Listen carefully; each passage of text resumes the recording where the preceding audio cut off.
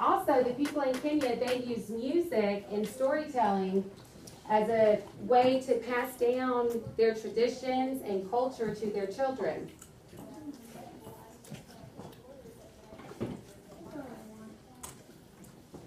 Okay, so I think I already asked y'all, who in here likes to dance? Me? Y'all like to dance? I like to sing. How many of y'all like music? Okay, everybody stand up. Let me see if y'all really know how to dance. Okay.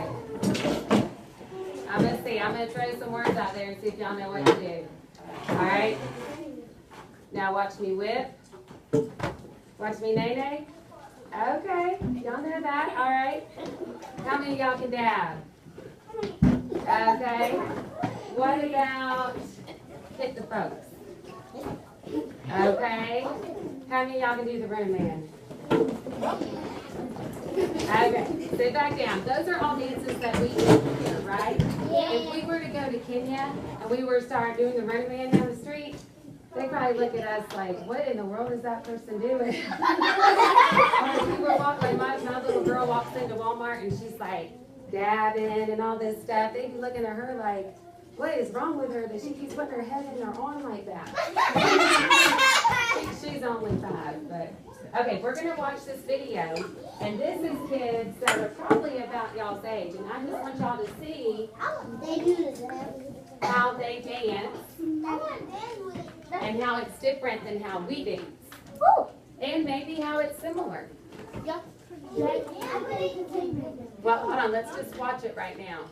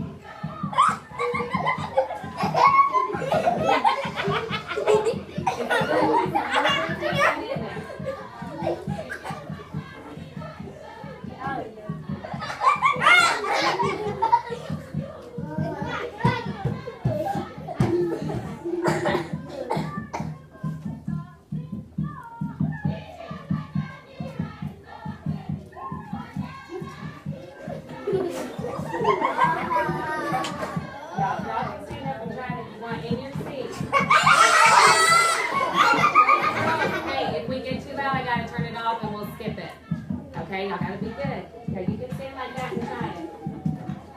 I mean, it is kind of like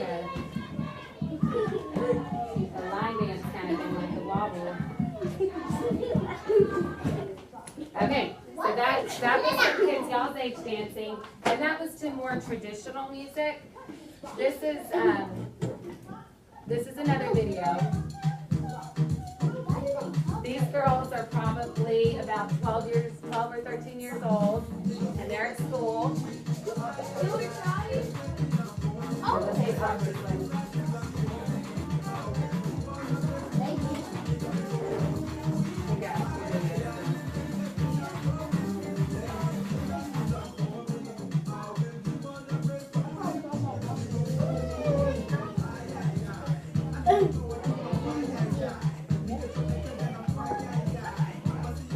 Okay, so that's kind of cool, right? Oh, that was cool.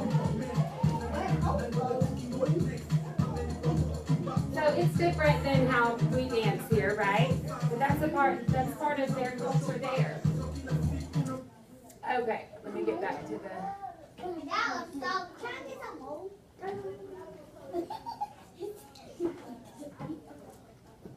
Okay. Okay, so let's talk about what the people in Kenya wear. Now, if I were to take y'all to Amarillo, Texas right now. Oh, my dad lives all the way in Texas. Does he? Well, if I were to take y'all to Amarillo, Texas, do you think they might be dressed a little bit differently than we're dressed. Yeah. And I think they probably have some cowboy hats and some cowboy boots and belt buckles. And some people here wear that, but it's not a lot of people, right?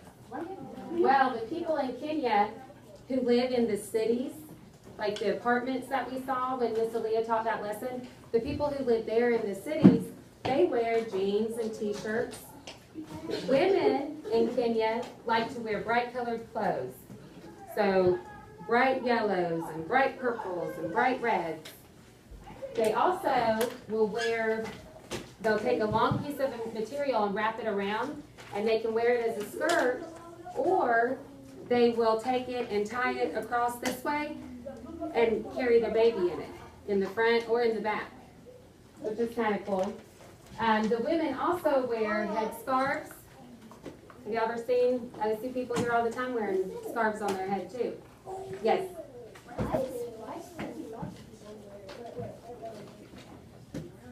And they'll tie it either in the front or on the bottom in the back. Now, one of the interesting things about schools in Kenya is that, you know, some countries, parents would have to pay for their kids to go to school. In Kenya, it's free, but kids don't have to go to school. You know, here in Alabama, if your mom or dad didn't send you to school, they would get in trouble, right? Because it's the law that till your kids are a certain age, they have to go to school. But in Kenya, it's not required for kids to go to school. And a lot of times, kids will stay home and help their family by working the land or tending the cattle, which means taking care of the cattle and what they need. And they'll do cooking and they'll help fetch water, because in some of the smaller villages in Kenya, they don't have running water. So they don't have just a sink they can turn on. So the kids will take buckets and have to walk all the way down to the river or the creek to fetch the water and bring it back up. And sometimes they'll walk as far as a mile or even farther. So that's kind of interesting. Could you imagine at your age having to walk that far carrying buckets of water? Yeah.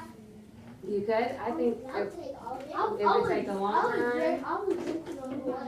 And it wouldn't be very much fun. So the people in Kenya as a whole, they value the family, they value their traditions. They often, after they work all day, they'll gather around the fire at night and they'll do storytelling. Because a lot of the villages, they don't have TV. They don't have cell phones or smartphones where something to entertain you. So the way that they entertain each other and themselves is they'll sit there and they'll tell stories, or they'll sing songs, or folklore tales, or fables, something that teaches a lesson. And these are stories that they've passed down through the generations, from grandparents to parents to their children. Okay, y'all see this necklace? Have y'all ever seen one of these before? Okay, this is called a Maasai necklace. Can you say that? Maasai? Maasai. And this necklace is mostly seen in the villages where the tribes live, and that's where they don't have the running water. And Miss Aaliyah talked about the houses that were built out of the mud and the clay and the sticks. But these necklaces they represent different things for these people.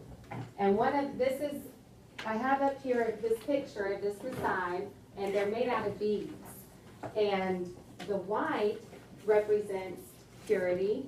The blue represents hospitality.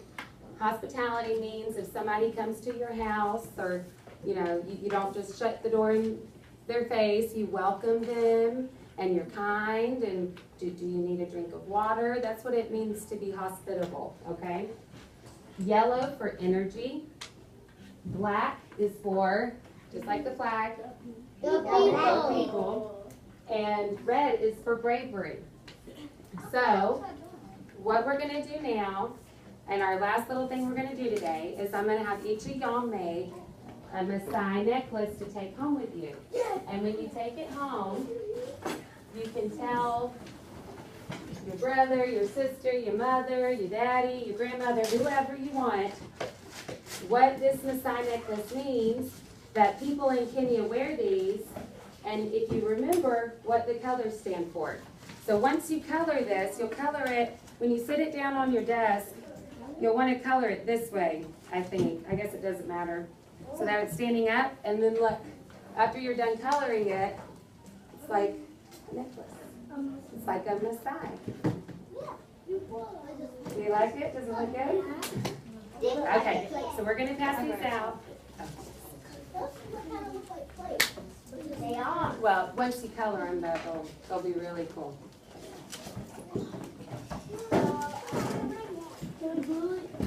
No, you don't need any glue. All you need is crayons.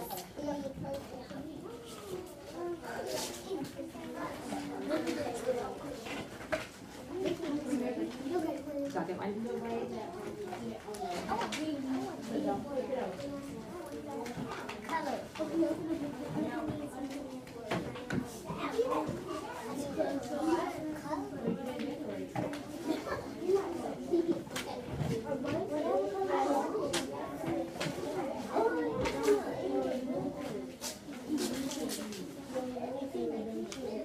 Do you have yours? You got yours too? Oh, you're going to share? Okay. You have your crayons?